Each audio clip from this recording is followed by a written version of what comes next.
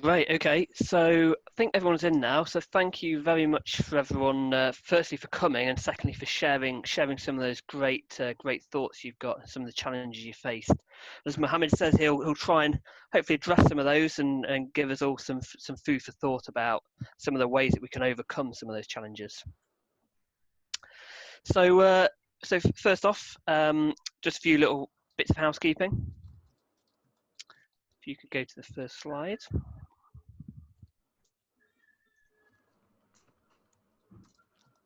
Cool, right. So yeah, just a few little pointers just before we get started. First one, if you could, it'd be great if everyone could update the name that they're showing with in Zoom. The way to do that, if you haven't done already, if you right click at the top of your image, there's a button to rename yourself. So if you could, it just helped just to try and let everyone get familiar. Get everyone on a level playing field. If you just put your name on there and where you're from and the role that you're currently in, that'd be great just to help everyone familiarise themselves with each other. That'd be great, thank you. If you can stay muted, for the duration of the talk, that'll keep disturbance down. If you do want to speak afterwards to ask a question, please unmute yourself, obviously. If possible, it'd be great to have as many cameras on as possible. It's always great to see. Put names to faces is great from a networking point of view and a familiarity point of view.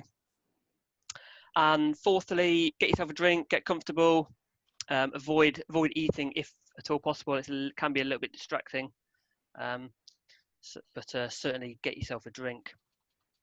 From an interaction point of view then, so if anything pops into your head, any questions you've got during the talk that Mohammed's going to give, if you use the chat feature in Zoom, we'll gather all those questions together, and we can ask them at the end.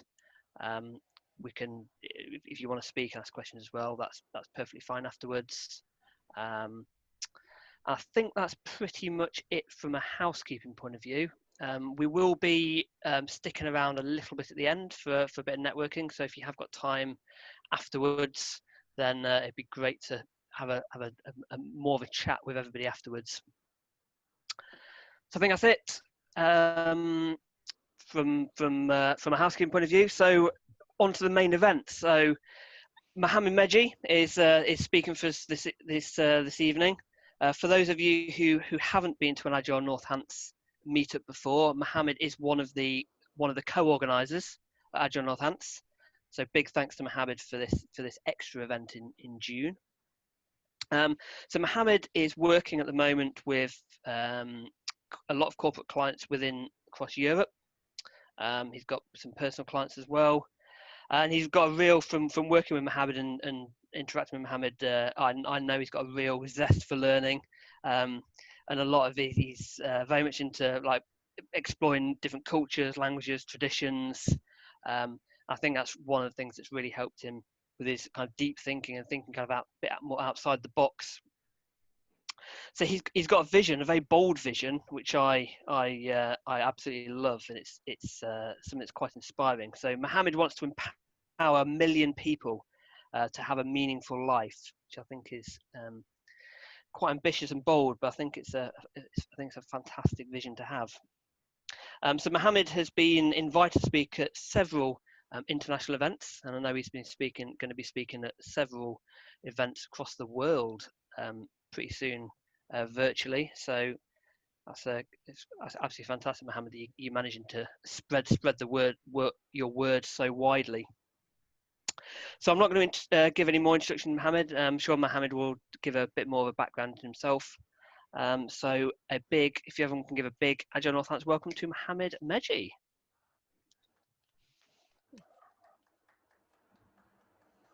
Thanks, Tom. Thank you very much. I love that silent clap. I really like that. So the video really helps there without affecting your noise.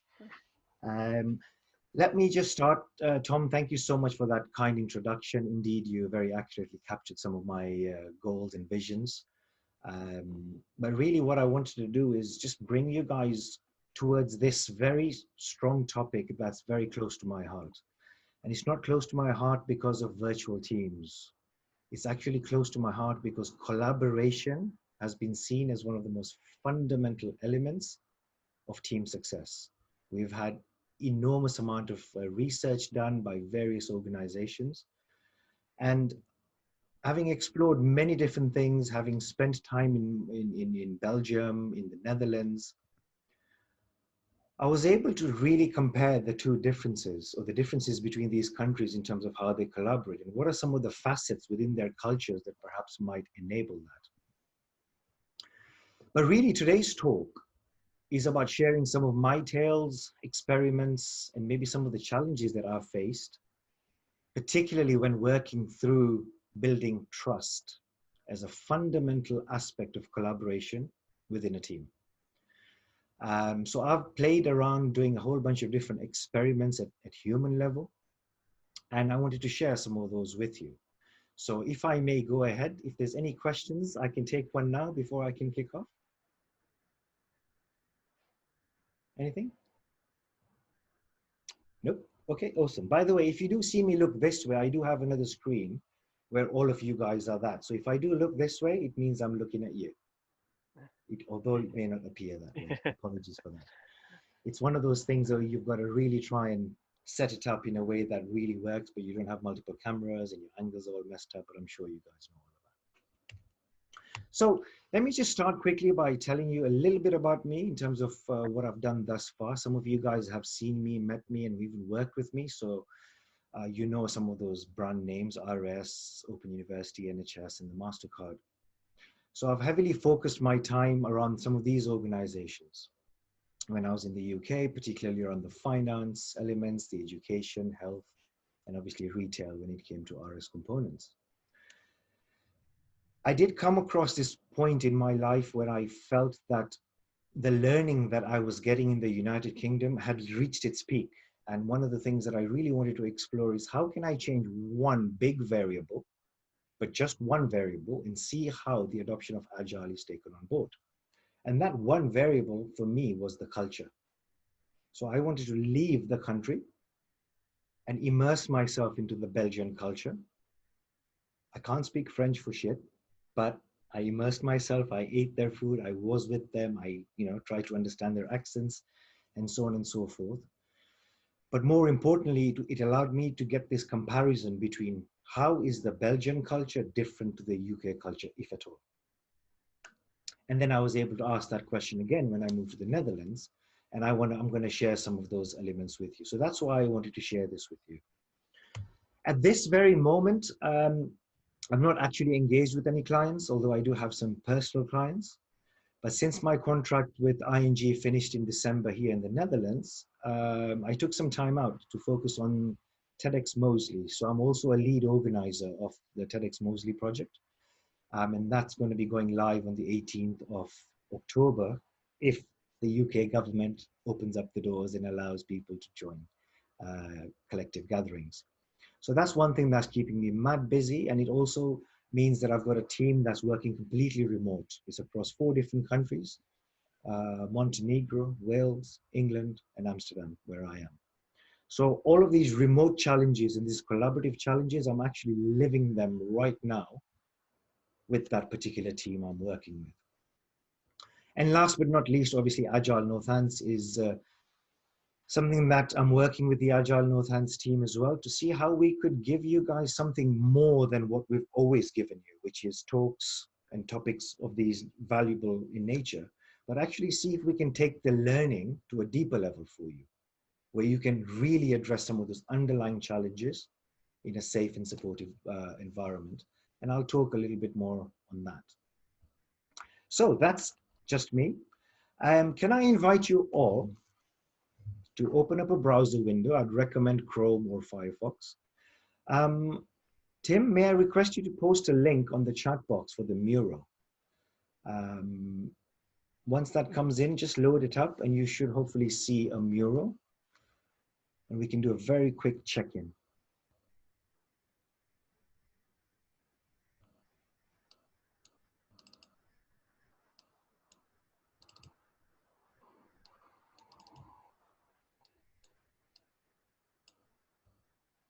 Good, awesome. I can see many of you joining.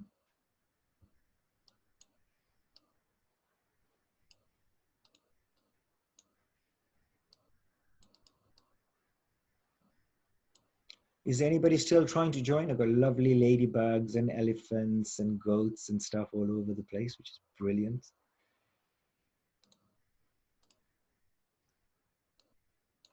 So if you're all in, then we're looking at check-in, and I'm literally just trying to do a poll to see where some of you guys are coming from, what your roles might be. So if you can hover your mouse over and keep it moving, gently moving across what your role might be. Let's get a feel for who's in the room. So we've got some product owners, Agile coaches, plenty of Scrum Masters, lots of others. For those of you that are in the other category, double click on that mural and drop a post-it and tell us what it is that you are, manager or PM or whatever it is that you might be. Business analyst even. Just double click on next to other on the canvas and it should reveal a post-it for you. I'm seeing view only, Mohammed. I don't know if everyone else is. Yeah. Yeah, Is I've that got the right? same problem.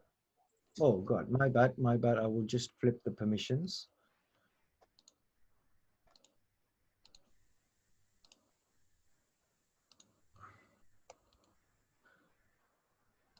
I don't know if I need to paste another link, but I will just post it. No, it's all good. A refresh worked Okay. fine for me. Lovely. So you guys may need to refresh the screen. Apologies for that.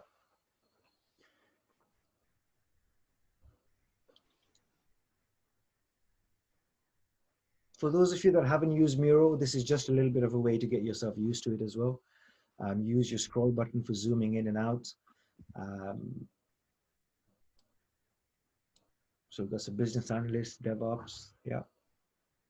Plenty of business analysts, that's good. Developers, yeah.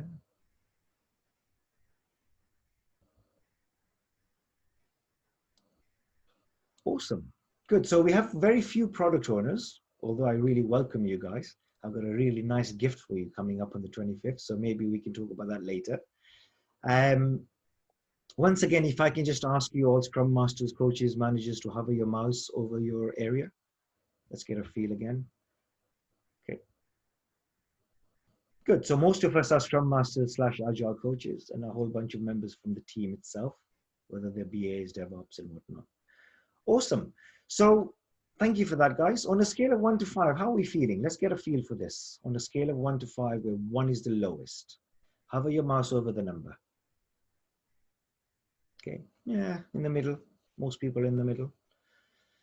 The person hovering on number 2, drop a post-it on the shares on the canvas below. Tell us what's causing you to feel number 2.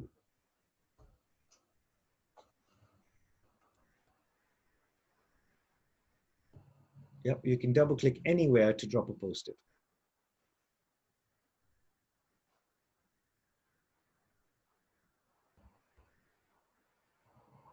Okay, so people are on a general high. There are obviously 3, 4, 5s on the whole.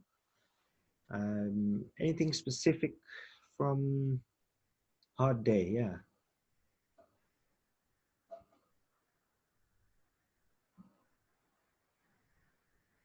Back to back to back.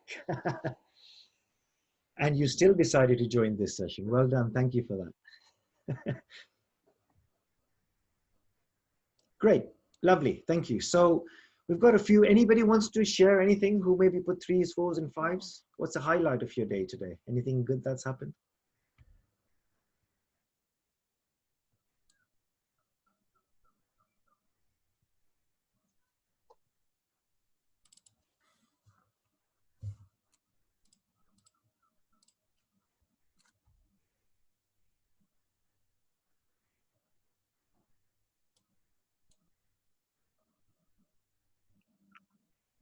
Good, great, good progress.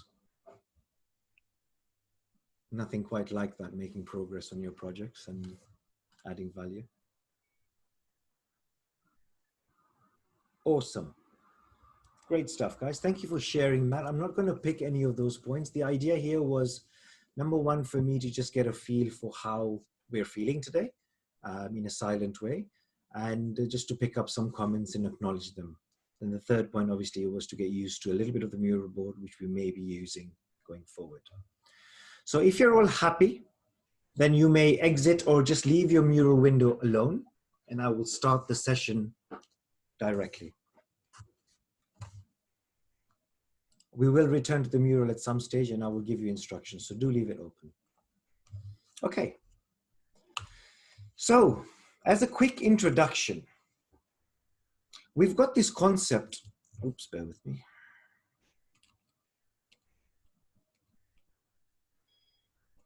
Yeah, apologies for that. So, a little while back, before the COVID virus hit, we had this concept of multi-site teams, hybrid teams, and those teams that sat in the offices always, every day.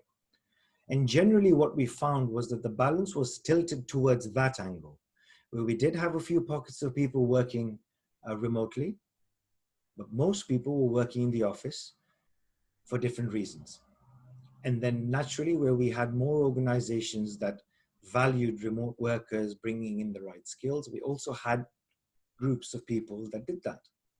However, what we found after the COVID virus is literally all the teams that worked in the offices disappeared, from literally everything to nothing. So you'll remember that shift a few months ago. So everybody's now working remotely, and the problem of hybrid teams, multi-site teams suddenly just disappeared. But at that time, we were equating the idea of collaboration to being physically together. And we've come a long way, even within our principles of Agile, to acknowledge that face-to-face communication brings a lot more value than any other. So we equated being physically together with collaboration. Nothing quite wrong with that, because we know that we can collaborate possibly better because we have easy access to people and our ability to organically and in a way that sort of by osmosis, if you like, listen to things that are happening and add value to those elements. Now that has completely been taken away from us.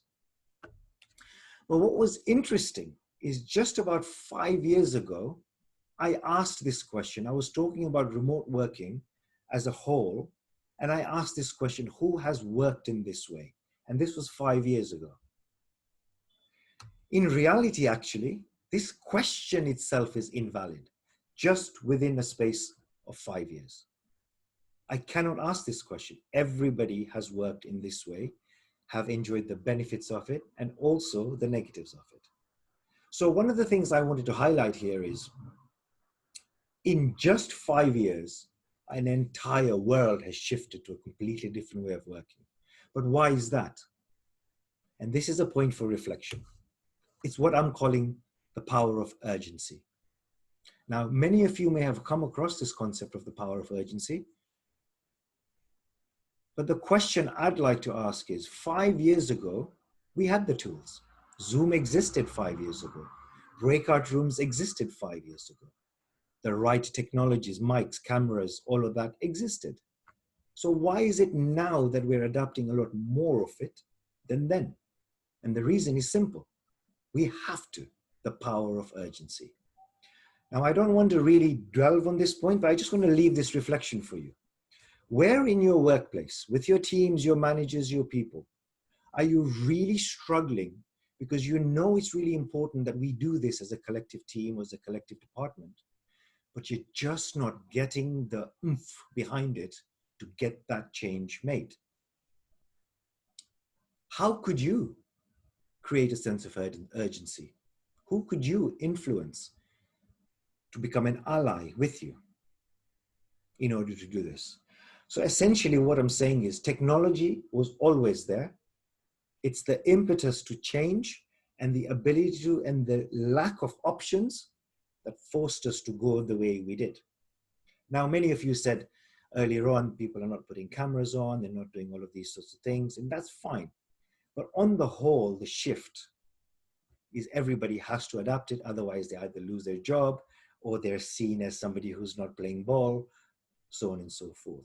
So take that away. What are some of those challenges, and how could you, in your own workplace, create that sense of urgency? So what's this new emerging balance that hopefully we're beginning to see, or we're going to see a lot more of? The concept of having fully remote teams, multi-site teams, hybrid teams doesn't go away.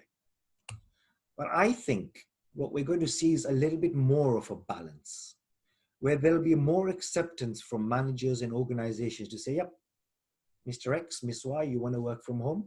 No problem. The level of justification you may need to do will probably reduce. But at the same time, one of the other challenges you'll find is this idea of doing floor walks where you can see other teams' boards, or you can get inspiration from those elements. What are they measuring? Could we measure it? Oh, that's a really nice graphic. All that visual stuff that we've gone on and on for the number of years talking about how important it is, having them whiteboards and our Kanban boards and all of them being physically accessible. I am of the view that whilst before we were looking at, yeah, we got to go paper because paper is really good and Post-its has that feel of moving stuff around and whatnot. But actually now you don't really have a choice but to go electronic, because otherwise you're going to have to maintain two systems, and you guys know maintaining two systems is not fun. So there are so many changes we have to look at as we potentially rebalance what has just happened to us. So we'll explore some of these things as we go through. So let's look at what Google said in one of their research projects, Aristotle. You guys may have obviously, I hope many of you have come across this concept, whereas they did some research to identify what is it that makes teams effective. And whilst they found that good teams are formed by people who like each other and get along, and that's a good factor, they didn't find any correlation between the members in the team and the success associated with it. What they found instead was that the people in the team matter much less than specifically how they interact in the dynamics. So that's one finding. So what they say is factors for success is this idea of active listening, conversation turn-taking, which essentially allows for the concept of psychological safety, which for some of you who may not be aware of this term, it essentially means the ability to freely express yourself and your opinions and views without humiliation, judgments, or ramifications or consequences for what you and your opinions do or don't do. So the idea that we want to create a safe environment, and the idea that collaboration is one of the most fundamental elements, how do these things mix? And so this is where the likes of Patrick Lencioni comes along. And this is what I want to explore, is the idea that Lencioni talks about, the idea that when trust as a fundamental element is missing, then you're not able to be vulnerable. And if you're not vulnerable, it breeds the fear of conflict, the lack of commitment, the avoidance of accountability, and worse so, the inattention to results. Today's session is focusing on one element, and that is the trust element. Because if we can deal with the fundamental elements of trust, then the rest naturally flow for free in accordance to Patrick Lencioni's model. So let's dive straight into the concept of trust. So why is trust important, and why is it important now? So we all agree, unless there's anybody, so I'll ask the reverse question. Is there anybody in this room today that believes trust is not a fundamental foundation? Shout out. Awesome. So anybody believe that it doesn't take time to build trust? Great. So those two fundamental premises we all agree with. So let's have a look at why now. Some of the points we raised before the session started are on the climate. And this climate has shifted our entire game. The whole pitch has changed. The rules have changed. The goalposts have gone somewhere else. We used to play with footballs. Now we're playing football with rugby balls. All sorts of crazy stuff has happened. And I sort of liken it to almost a sense of a reset that's necessary. And I'll tell you why. Look at all these factors at play. from a team perspective. We got values, team values. Those very values that the team subscribe to, whatever those might have been, those could have changed. Memberships, people have lost their jobs, people have been dropped onto furloughs, people have been moved around to make better use of our people. So memberships of team has changed. If the membership of a team has changed, what happens, guys? Isn't that one of our fundamental issues, that we want to make sure that we keep stable teams?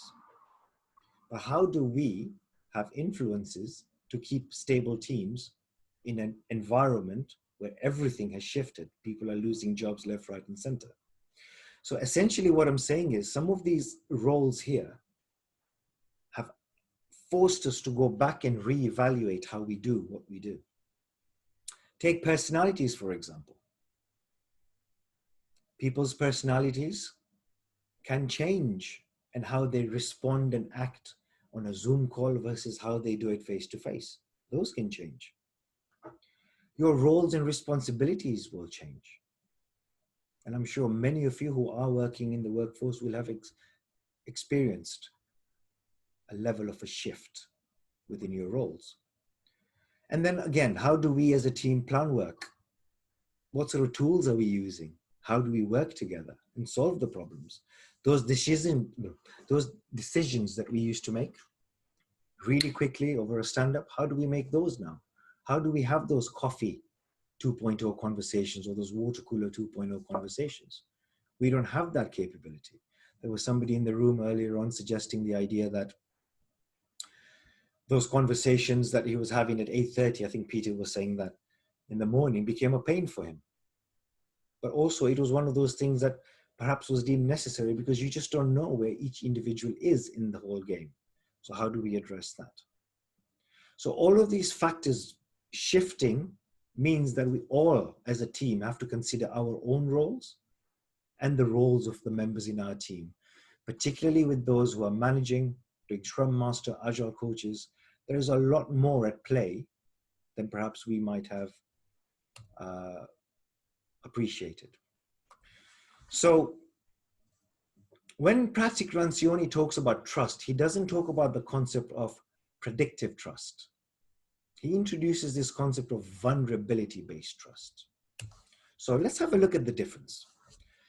Predictive trust is something that when two or more people are working together, it could be with your partner at home, or it could be with your child, or it could be with a team, and you're working together for a reasonable period of time, when you've just sort of sussed people out, you sort of know their characteristics, you sort of know, yeah, when they say they'll do, and you can understand their tonalities better, you can understand their voices when they go up or down, you can understand their energy levels and all of that. And so the idea is, if you can predict and accurately understand what their colleagues really mean, then you're looking at predictive trust. But he says that actually this does not hold a team together. The ability to predict whether somebody does or doesn't do something, or whether you can accurately or not accurately understand somebody, is simply not enough. And so this is where the humanness element comes in, where we're talking about vulnerability-based trust. Now, vulnerability is a human concept. And there is a generic sort of concept that many of us can't show our vulnerabilities for fear of different things. And we'll explore some of those reasons. But the fundamental thing is, you don't want to feel humiliated. You don't want to feel stupid. You don't want to be looked down upon. And all of these different elements that are the masks that you put on your face are all those type of masks that Patrick Lencioni is saying we should be working to remove those masks. And today I'll give you some tips and tricks of how you could try and experiment those. So let's have a look. To develop vulnerability-based trust, you must be willing to be vulnerable. So for those of you that have partners, for example, those that know your intimate self, who know your inner undercurrents and those things that really bother you, what we're trying to do here is trying to bring a sense of that into the workforce. Back in the day, we used to say, leave your home problems at home, don't bring them to work. I think we've very strongly realized that that is absolutely impossible. So instead of asking people to leave their stuff, their home stuff at home, we're actually saying, no, bring it to work. Yeah, sure, we don't want to hear all your crap that affects the company's morale and blah, blah, blah. But this is where authenticity comes in. Are you genuinely allowing people to share their vulnerabilities and supporting them? Or are you judging them and bitching on them behind their back, which is a trait that many people may need to observe that they do. Again, it cannot be achieved overnight. Just because I showed that I was crap at doing something doesn't mean that they're going to trust me. In fact, there's a lot of factors that we will look at to do that. So genuinely being open with another about the mistakes you make is what essentially enables that. And I think I've mistyped it here. So this is the opposite. So I will correct that on the slide. Now, them shared experiences, the highs and the lows, the goods and the bads, all the stuff when you delivered and you didn't deliver, when you supported and you didn't support, all of these elements culminate towards trust. And what we want to do here is encourage vulnerability.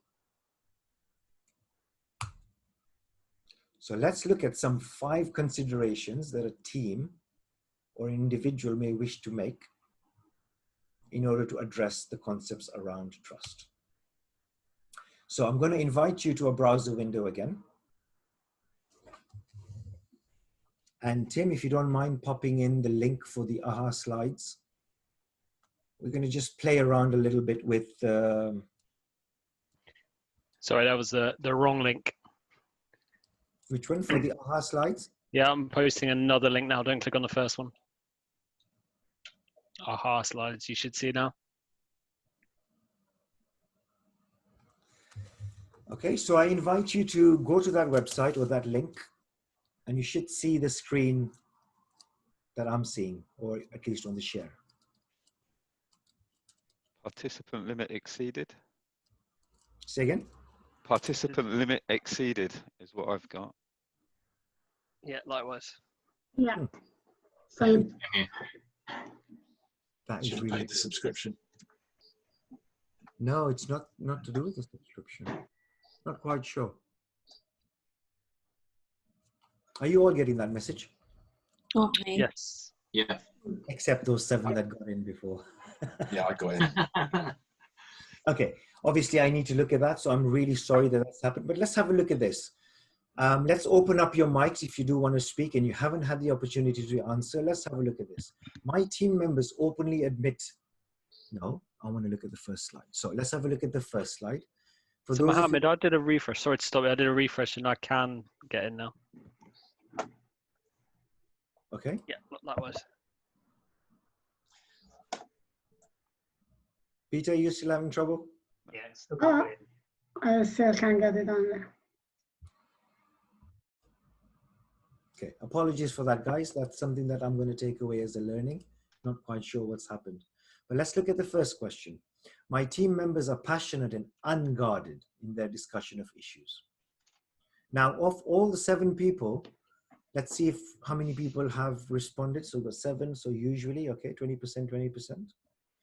For those of you that haven't answered, you're welcome to unmute your call and just give me an answer so we can get a feel of where we're standing. For Yeah, me, for it the- depends on. I work with different teams, so it depends on the team I'm with. Generally, they're not. Generally, they're quite cautious about pointing out their fault or admitting their issues. Anybody else? Yeah, Who hasn't I'm kind of the opposite. I've got a pretty team of strong-minded people around me, and they're not afraid. Sometimes maybe need to shut up as well, and myself included. Yeah, we know that, Darrin. Hey. Okay, good. So this slide is telling us that rarely do your team members passionately and unguardedly discuss their issues. So that's just from the 7 people in the comments we've had telling us that there is a challenge. And the question then remains is, what is it that we can do to ensure that these conversations can happen? So I invite you to look back to the Mural screen, and we can see if we can collect some key points that you guys think we could do to create that environment. So if you're all in the Mural, I'm looking at this question here. What could you do to enable passionate and unguarded discussions of the issues? So double click anyway, drop a post-it. Let's have a look at what's coming up.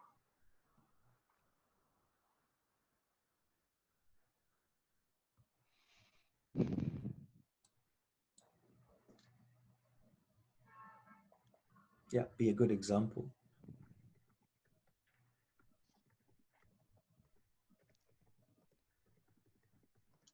Listen without judgment. Consultant contractor, that must be Darrin. Nope. Nope. Me this time. I don't. It's good to see that there are common challenges, right?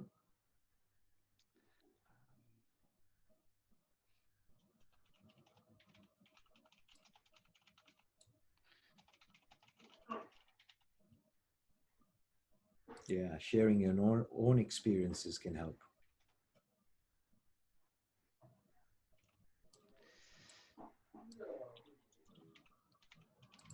Speak up, say when you don't understand, yeah.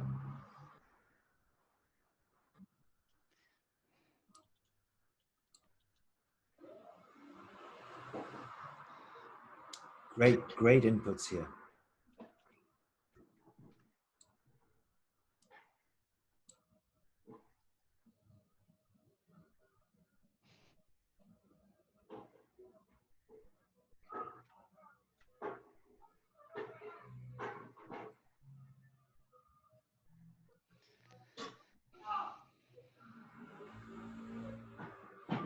Failing, what do you mean by failing? Whoever put the word failing on?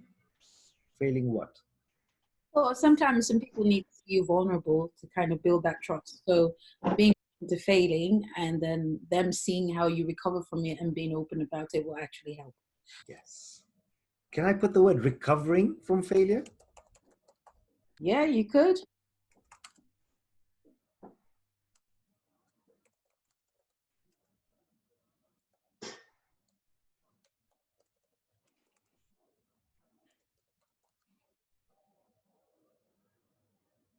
Lovely. So clearly we have a whole plethora of ideas of what we need to do. If we have these ideas, then one reflection that I have is, why is it that we have an answer of rarely do we have these unguarded and passionate conversations? Yeah, so just reflect on that. So I'm going to invite you back to the AHA slides. My team members call out one another's unproductive behaviors.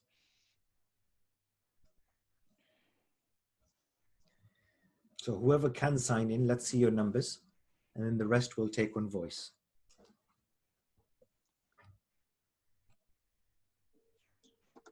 Mohammed, I think it might be allowing a certain number in at a time. So once people have submitted, other people might be able to get in, because you had more than, you had at least 10 answers on the previous one, and it's still going up, so that's good. Yeah. Okay, so rarely, again, most people saying rarely. Let's see if there's anybody who hasn't had a chance to vote. Do you want to share? I would say rarely as well. Yeah. Okay.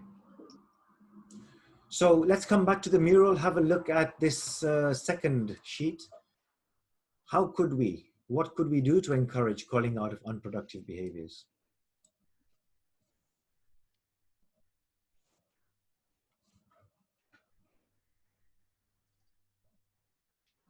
So we're now looking at the second canvas.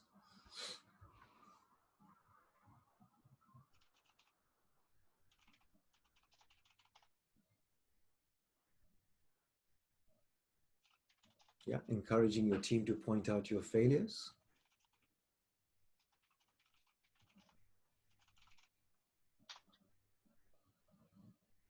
Asking when I could do better. So this is taking your own, you're basically taking the bull by the horns.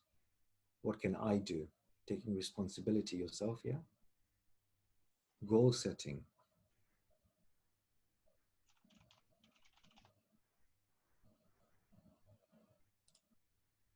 Providing a compelling goal, the big fat why that we often talk about, getting people linked to the why of whatever it is that you're trying to achieve collectively.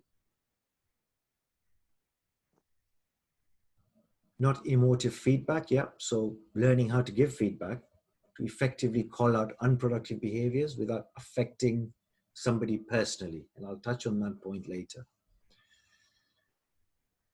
Wow, you guys are full of ideas. Don't make it personal. Yeah, that's a very important thing. How many of you think that's easy to do? Not making it personal. Very difficult skill. Yeah.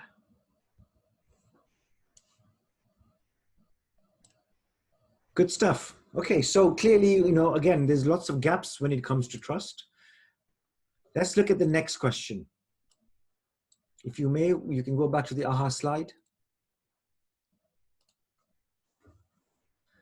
And again, my team members know about one another's personal lives and are comfortable discussing them. Okay, sometimes.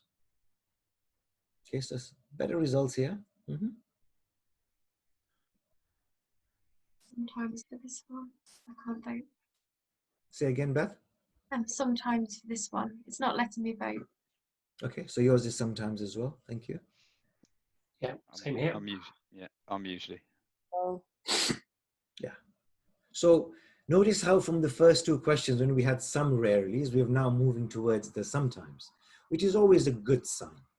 And again, from this personal element, let's go back to the mural and see what we can do to see if we can make the sometimes become usually. How can we get people to be more personal?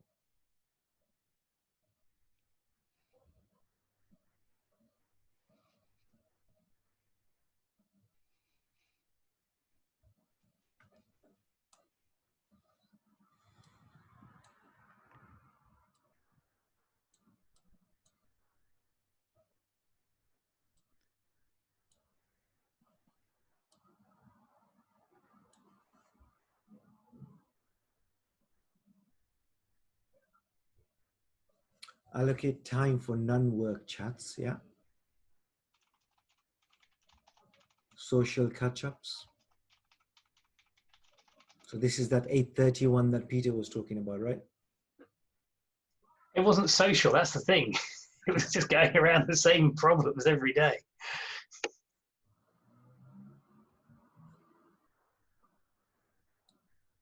Talk about yourself and answer questions, yeah. So many of you will recall that when you've been part of team forming exercises where you're coming together for the first time, and your Scrum Master or Agile coach who wants to run these sessions that enable you to share something personal or something embarrassing or something that has happened that you wouldn't tell anybody. These different techniques are all about trying to help you share something that you ordinarily wouldn't share with anybody, and as a result, not, you know, harbor or garner any trust from somebody. So many ideas here to absolutely allocate time for that personal element. You see, when we're working in a physical environment, that just happens by nature. You're walking to the washroom, you'll see people, you say, what's up? You go to the coffee area, you'll see people who say, hey, what's up? People you may not want to see, you'll still say, what's up? So how do you try and create that kind of an environment? And one of the ways that I've learned from a lot of other people who've done it is literally create some Zoom calls that are open and always accessible, and they're only designed for social. You can go in there, have a banter, and come out and feel slightly energized. The bottom line is always remember that we are humans, we are social creatures. No technology will ever solve our human problems. So just always keep that in mind. We're not trying to get perfection. Can I just point one out? I just saw someone's written "be interested." I just think that's excellent. That's the one I'll take away. Just be interested in the people. Indeed. And one of the biggest points that I want to raise, and I will sort of highlight it as I go along this talk, is that the responsibility mostly lies on you as an individual, rather than somebody else to make your life better. So if you are not interested and you're bitching about it not being interested, then do something to share what it is that could be changed to make it interesting for you. But if you just say, I'm not interested, I don't like these calls, I'm just not going to attend, then you're not playing ball to help solve the wider problem. So there are two more questions, but I think in the interest of time, I'm going to skip those. But it gives us a view. And these are the questions that all of you can ask yourself and your teams in terms of how your trust element is going. So let's come back to the slides now.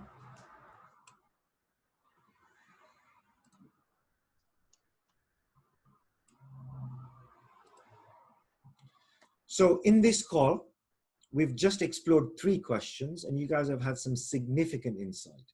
Just in 2 questions, we essentially concluded that we rarely do those 2 things. Except the 3rd question brought some positive news. Now I wanted to consider 5, but in reality, I have 12 that I'd like to give you guys to take away.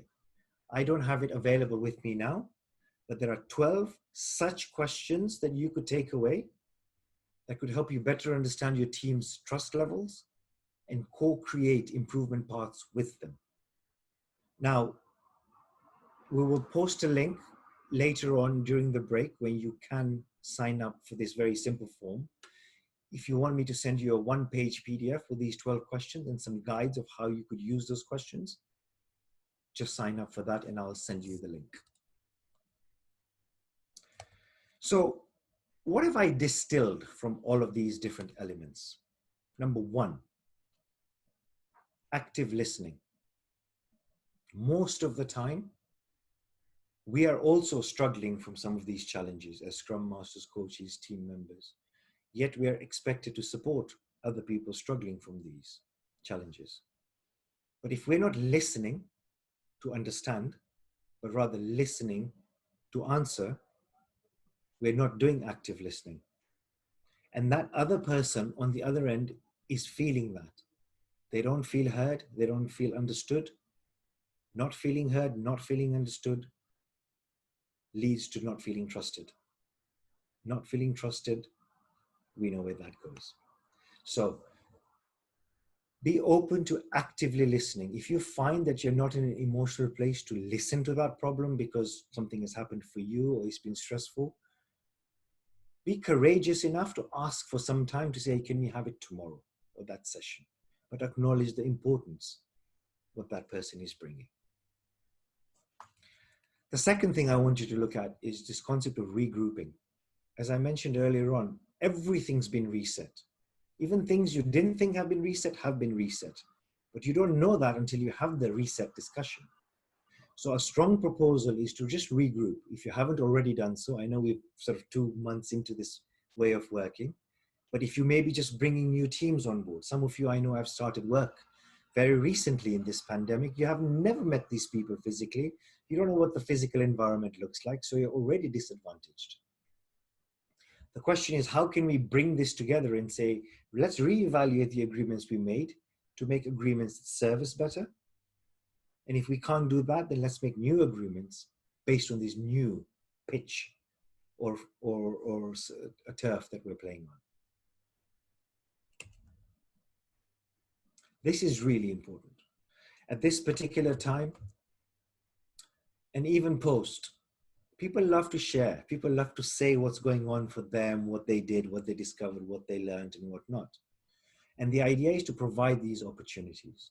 So one of the things that, for example, I do with my TEDx project, when I have my weekly meets or my every other day meets with some of the team members, is just to allow 5 minutes in the beginning of the meeting for people to share some reflections, something that happened to them, something that they did, something that their child did, or something that their dog did, or something funny, or whatever it might be. It also enables them to just become freer in that meeting, to say, I've just told you something that I really wanted to share. Now I can go back in, focus, be interested, not be distracted, and have that meeting because you've had the ability to share something that was personal to you. So encourage those. Giving them ownership.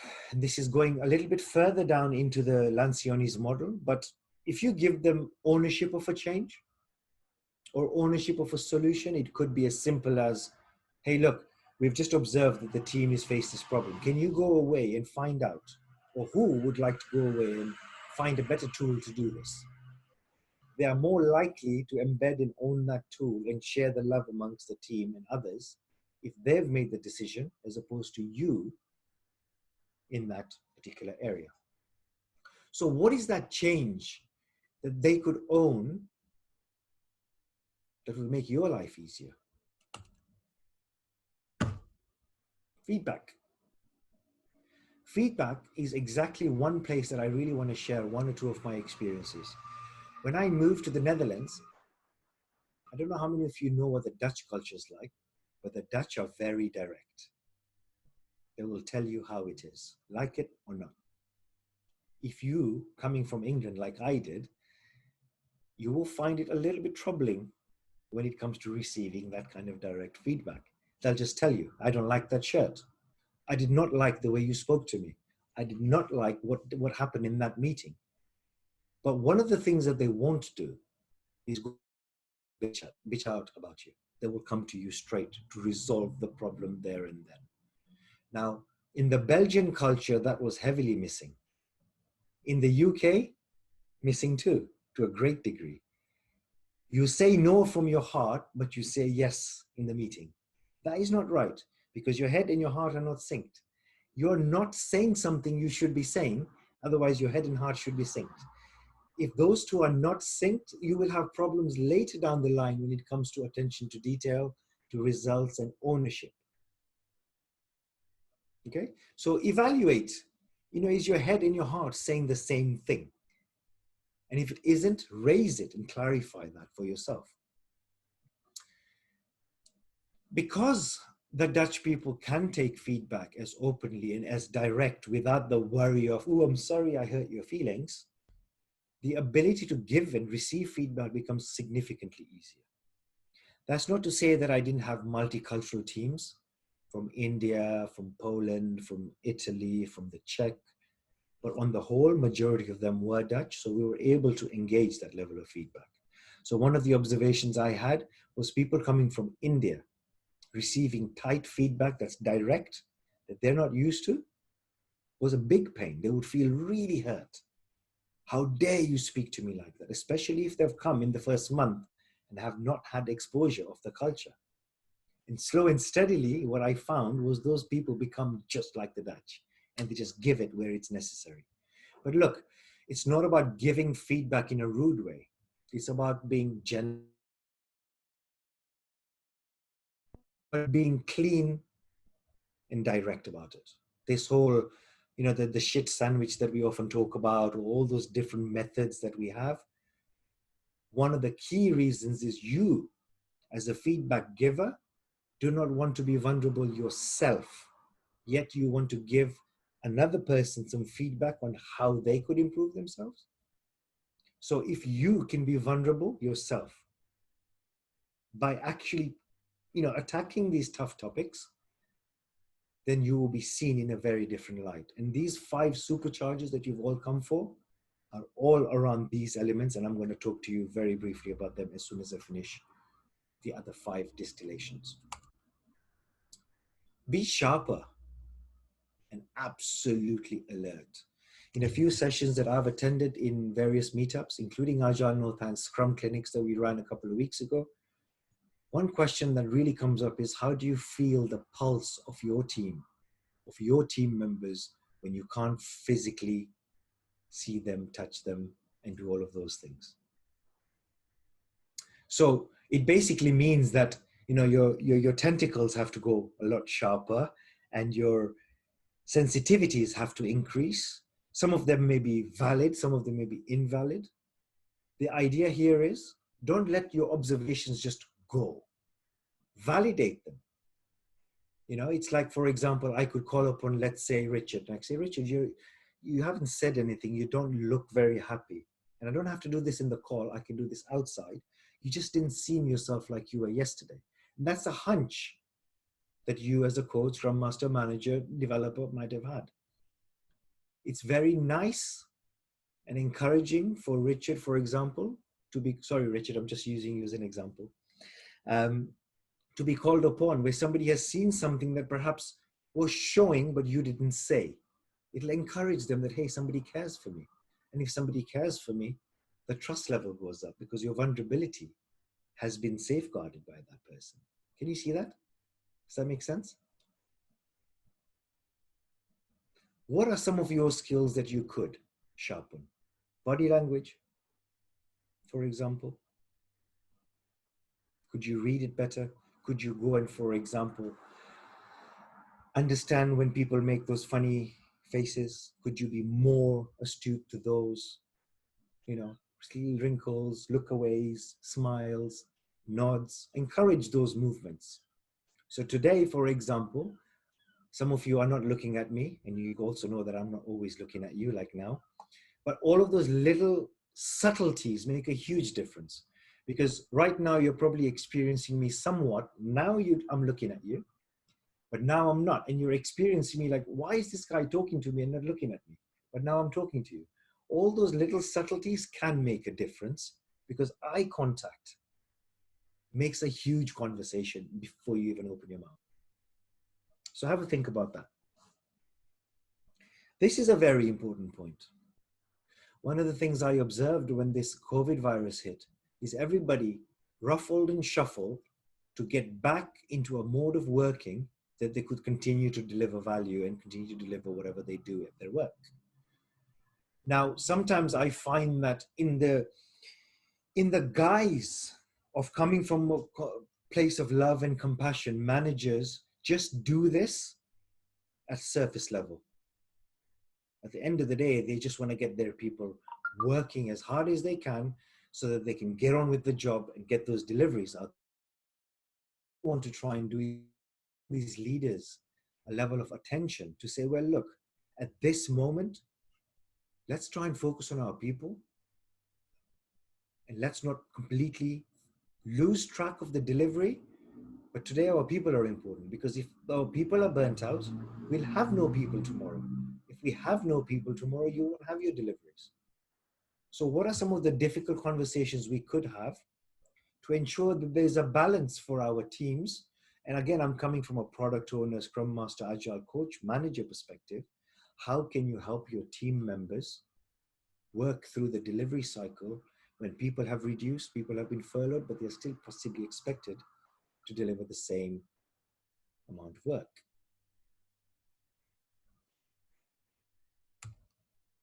Negotiating. This has been one of my largest learnings moving away from the UK and working on a much larger Agile transformation. You know, I'm talking about a huge scale, cross-country scale, tens of thousands of people, all departments transforming, not just our dinky little software area or our dinky little, you know, tech area, whatever. The whole organization is transforming. And the idea here is that we as Scrum Masters, Agile coaches, all of us, at surface level, see that we should ask the team more. We should see what solutions that they bring. How do we negotiate with our managers who expect us to ensure our teams are in a good place? What about the work that needs to be delivered, the portfolio of deliveries? How can we better negotiate and co-create the solutions that we as a team need? And how can we support those at the organization level? So one of the things that I strongly recommend all of you to do, especially because you're also struggling with your own challenges, is to have some negotiations with your managers, your teams, to say, hey, look, the world has changed. I can't do what I used to do. How can we readjust and co-create a new way of working for me or for you, whoever it might be? Powerful questions. It's very easy, and I catch myself in this trap a lot of times, is very quick to offer advice. Okay, how about you try this? How about you do this? Or could you do this? But it doesn't, because it's coming from your perspective. If you can ask the question to say, what would help you? How could we collectively resolve this? As opposed to, hey, try this, try this, try this. So it's balancing very often the mode between giving advice and actually seeking the answers coming from that particular individual or that team. And then finally, we've got this support. As I said, we want to support people the way they want to be supported. And so this can help bring clarity to their challenges and their concerns, because that's how they want to be supported. So in a team, you cannot broad brush and say, right, everybody's working from home, so everybody has the same challenges. No. Some people have 3 children. Some people have no children. It's a huge difference between those two entirely. Some people have a compassionate and supportive partners. Some people may not. Who knows? We don't know that. So individually or as a team, try and bring out these challenges so people can understand what those are. Because it is in that understanding that you can create a sense of safety, where you understand that this person is challenged because he's got a child who's autistic, or he's got this problem in this area, which he would normally, or she would normally run away to the physical office to get a break from. But actually now they're faced with 2 of these big problems, not only working from home, but a challenging child. And I hope that many of you aren't in that position. So these are the 10 things that are really important that I feel we should be all looking at to reevaluate how we could progress and help our teams build trust. So the superchargers. Number 1, gratitude. For those of you that maybe have worked with me at RS Components, there was an exercise that I did there with one of my mobile teams. When we were not allowed to release a piece of software for 6 months, but this team used to release every sprintly. And they were really upset about the fact that they couldn't release stuff. And so we did a retrospective where I asked them to share 5 things that they were grateful for. Some of them came with, I love chicken wings, I love my family, I love this, I love that. And it helped us really get to the point of understanding what is it that's really, really important. The fact that we can't deliver, or the fact that we have food on our table and we have loving families. And the idea is that today we live in this very fearful world where we don't know what's going to come. We don't know what's happening. We don't know if we're going to maintain our work. We really have a lot of uncertainty. But gratitude for you, all of you as individuals and as in your teams, try and incorporate the practice of gratitude individually. Because you cannot, it is virtually impossible to be fearful and be grateful at the same time. So it's about where you focus on rather than the stuff that's not good. I'm sure many of you learned this with experience as you went through some of the really tough early days of this virus. We need to do this more consciously, and you get to find out what's dear to them. You know, this guy who said, I love chicken wings, I knew exactly what will tick him. If he gets chicken wings, he's a happy buddy, right? For those of you that work at RS, Tim, Cherokee, David, you'll remember Chris, the Java developer that we had. He loved chicken wings. You give the guy chicken wings, he'll stay till 9 o'clock at night. That was his trigger. He loved it. So what are these little things that you could do to really appease people, not because you want them to stay late, but because you genuinely want them to feel interested and feel trusted. Again, it encourages the juices to flow. I'll give you one example. One of the managers I work with here, he used to be the IT area lead, call him the manager of the department or whatever, but his focus was on IT. When this break occurred, he chose to use the postal system very much to connect with his team. He'd send them a box of chocolates and a card saying, please be safe, we miss you. Simple things like that. 3 weeks later, he would send them a little gift with a stress ball and a few pens and a few goodies and post-its and stuff. Little things like these, they make a huge difference. International Women's Day was happening. This guy went out. There were 12 women out of 100 in the department. He went. This is not during COVID. This is when the day was. He decided to actually send a lovely 25 euro bouquet of flowers home delivered to all the ladies in his department. These are the little things that make you feel wanted. And when you feel wanted, you're going to deliver more value at the end of the day. Supercharger To, challenge. It's very scary to challenge people who we see or perceive as above us. Perhaps it's easier to challenge people who are hierarchically below us, if there are those hierarchies in your mind and in your organization. Ask yourselves the question, where do you find the challenge in challenging others? What sense of fear and anxiety comes in when you know you need to challenge something, but you don't have enough guts or courage to build that? To challenge somebody can be really hard. Darrin mentioned this earlier on in the dynamic between a permanent employee and a contractor. Many of you that have worked with them, contractors will often just say things how they are. Whereas a permanent person might just hold back. If you are one of those two characteristics, ask yourself, what is it that allows me as a contractor to challenge others up, down, or on the side of me? And this person as a permanent person doesn't do that. What is missing? And again, when we open up to questions, you can obviously come back and add to this. So if you can embrace being challenged, then it's easier to challenge. Now, being challenged means it's possible that you get attacked for your ideas, you get attacked for your opinions, you get attacked for your thinking and your vision and all of that. But as a leader, if you are not open to being challenged, you won't have any permission to challenge. So one example I did as an Agile coach at ING, we used to have these meetings where all product owners, chapter leads, and the IT area lead would gather. Now, we had a problem in that meeting. And the problem in that meeting, by the way, this was in the physical domain, but it's still very relevant.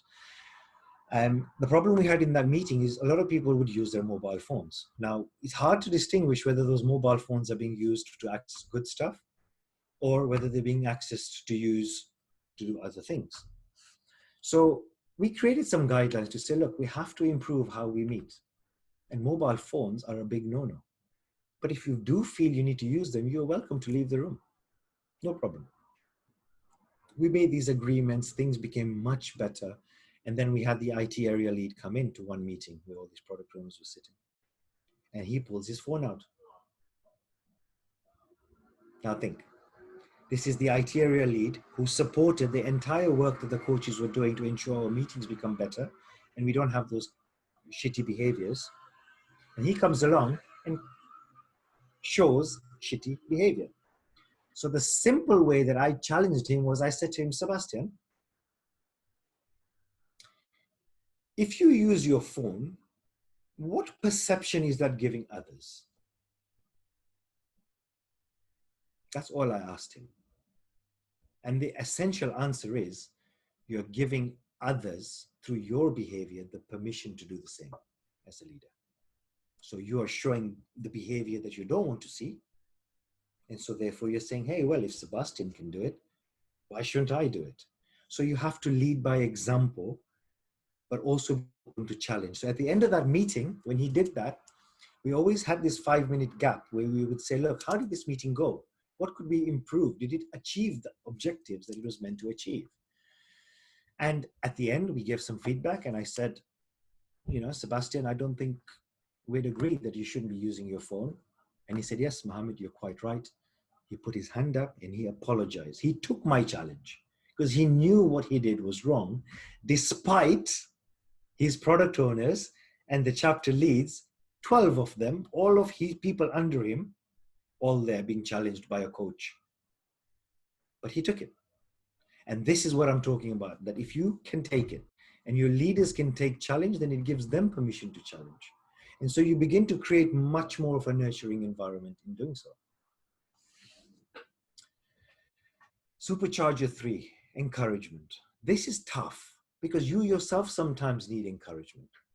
But if you can show truly that you believe in your team's ability, whether good or bad,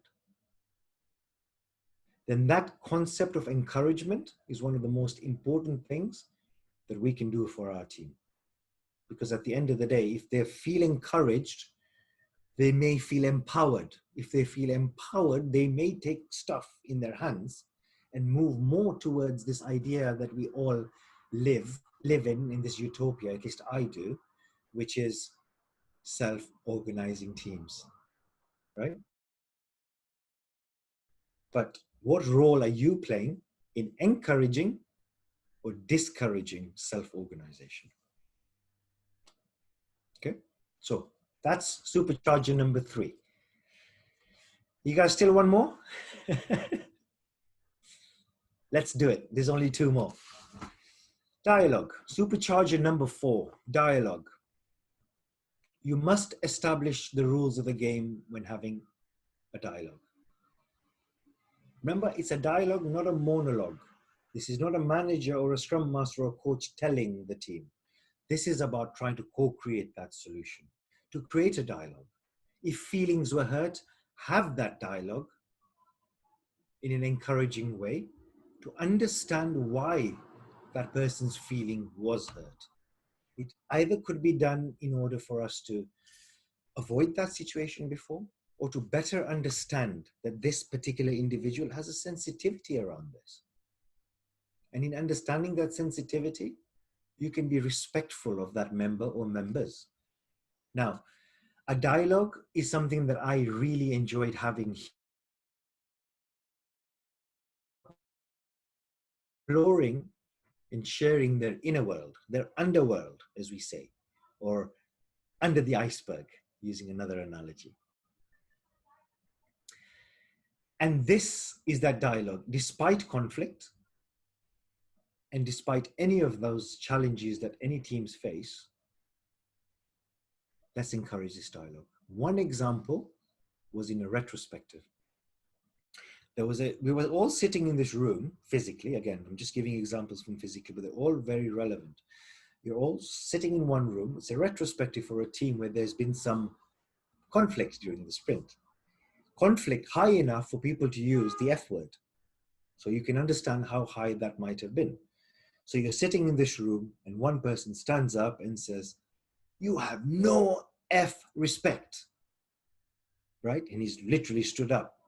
And what you do is you observe how the team just went backwards. They took their seat and they just went, what's happened here, right?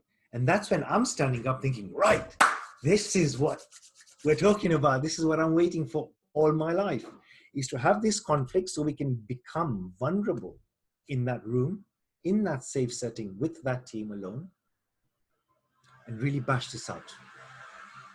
So the fact that these 2 individuals were able to be vulnerable in front of their team and have this big banter, and everybody watched it, some of them tried to help stop it from happening. Notice what happens when you stop a conflict from happening.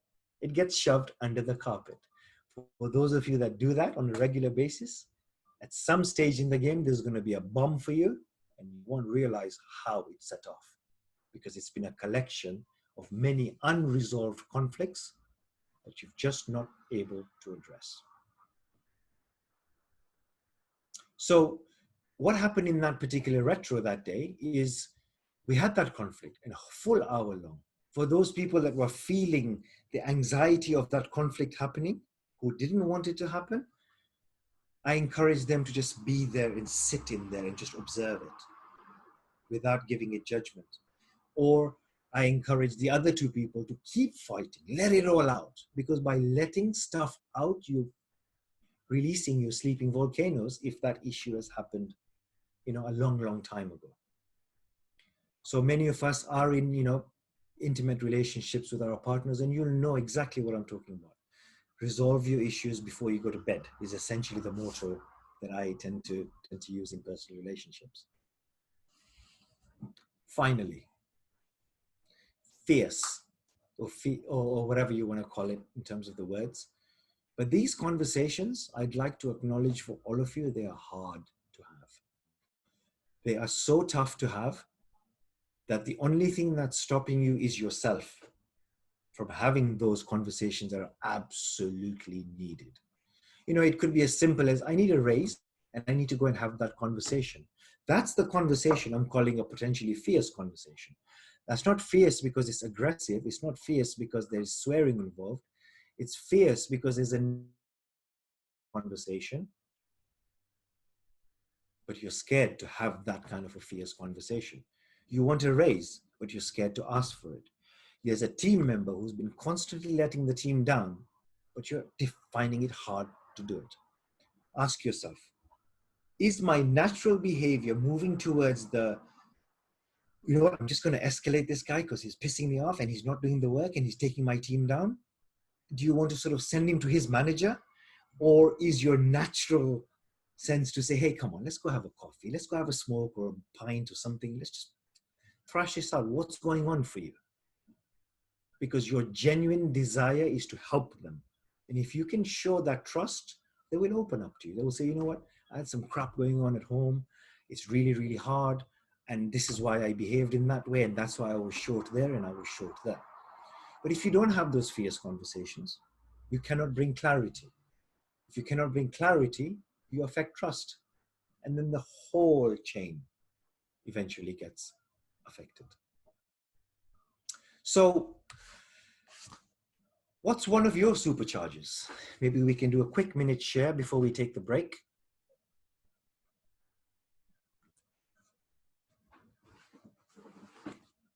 You're welcome to unmute yourself. Are there any supercharges perhaps you might have that the team here in the group can value?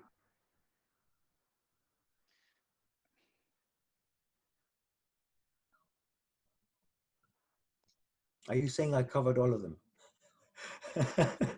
No, you just put us on the spot, Mohammed. I wasn't expecting that. I mean, I'd say laughter, but I'm not sure. There's no kind of easy way to get to it. But if it's to encourage the things that everyone finds funny, as a common thing that brings people together. So not laughing at someone, or if you are laughing at someone, they're finding it funny as well. It's that kind of thing where you release the pressure of the. For me, it's been the sort of gallows humor in all these projects where things are going terribly wrong, and actually it's that kind of, oh well, we're all going to be out of a job tomorrow, and that kind of thing where everyone's. It's that kind of it's the humor, but it only works if you know the people well. So, yes, but again, it's a very good point because humor is good because it's a lovely icebreaker. But a lot of times, humor has a message in it that sometimes we don't want to hear. When stuff's not going good, people will joke the mick of something or another, and going back to that point of mine that was saying, be alert and, really listen in. Those are some of the things you want to look at, because when people are joking, there's often some seriousness behind that, which you may wish to explore or not. Okay, so maybe we can see some of these supercharges during the questions and whatnot. So I wanted to just share something that I'm working on and also working on with Agile Northants team. One of the things that I realized in my reflections of these 5 or 6 months not doing any active client work, or paid work if you like, is this idea that whilst you all attend these sessions, and you absolutely attend because you want to learn, one of the things I've been exploring is this enough? And what I mean by that, for example, is, could you make a bigger impact at work if we took our learning to a different degree or another level? Do you have a shared environment at work where you could genuinely share your struggles? I remember when I was at RS Components, we had something called a community of practice, which was for Scrum Masters. And this community of practice was used to essentially discuss how we're going to make things better or worse and whatnot. But it was also a place where we could go as Scrum Masters and bitch out about what the hell's not right and what's right and what should we do collectively. Not many organizations have that. And even if they do, it is not always the safest place to share your struggles, because you don't know who's judging you in that room. So Agile Northants, obviously, so many of you maybe have attended the last clinic that we did. And the clinic was around the Scrum Master clinic. On the 25th, we're doing a product owner clinic. And I'll explain what that's going to be focusing on. But also the introduction of something I'm calling circles, which is essentially a focused on specific learning objectives from the Scrum Alliance guide, but from advanced courses. So if you're already a Scrum Master or a coach or whatever it is, and you want to progress and have an environment where you could share some of these things and be open to challenges without feeling personally attacked, and you have somebody who's objective working with you on these things.